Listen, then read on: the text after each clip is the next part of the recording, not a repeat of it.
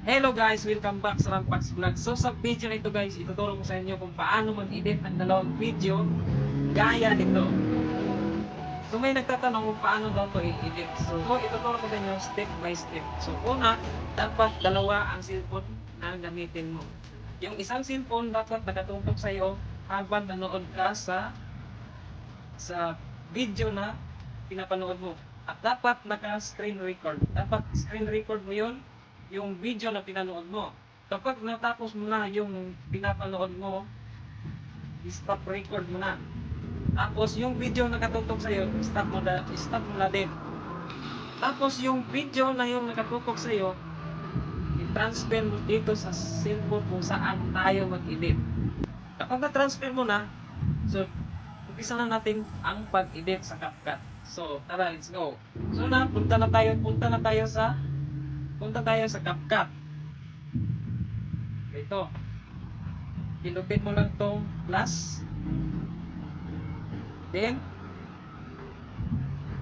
una mag-add tayo ng picture o pang background.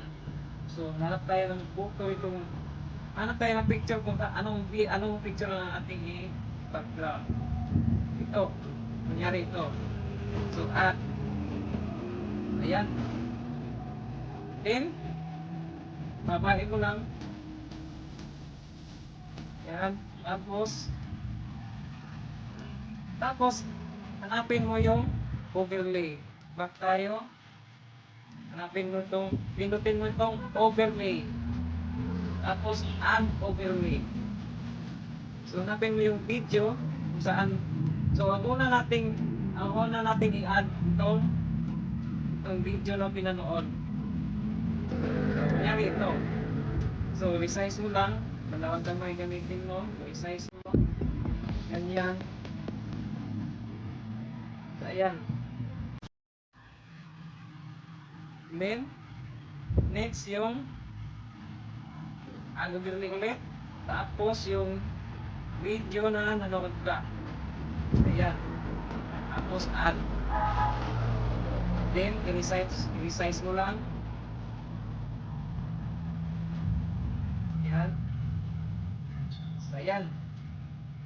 So, yan lang kung paano ayan. Tapos,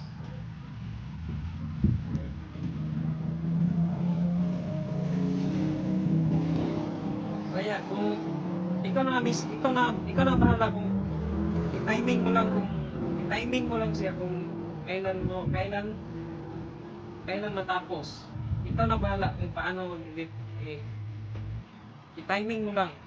Ayan, pilit natin dyan. Tapos ito, pilit.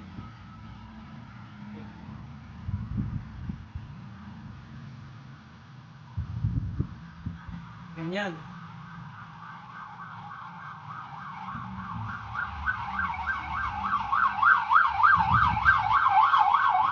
Then, pag goods na, pilit mo lang kung yung sobra.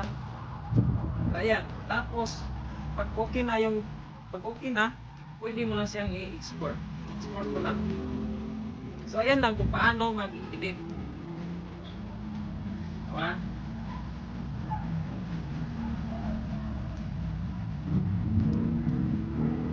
So, tingnan natin. Finish product.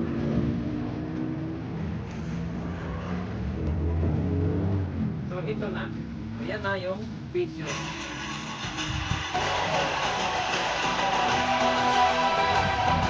So, yan lang kung paano mag-edit sa dalawang video. So, maraming salamat sa inyong panonood guys. Sana may natutunan kayo. At kung nagustuhan mo ang video nito, paki-follow niyo ako para updated kayo sa susunod kong upload na video. Maraming salamat sa inyong panonood.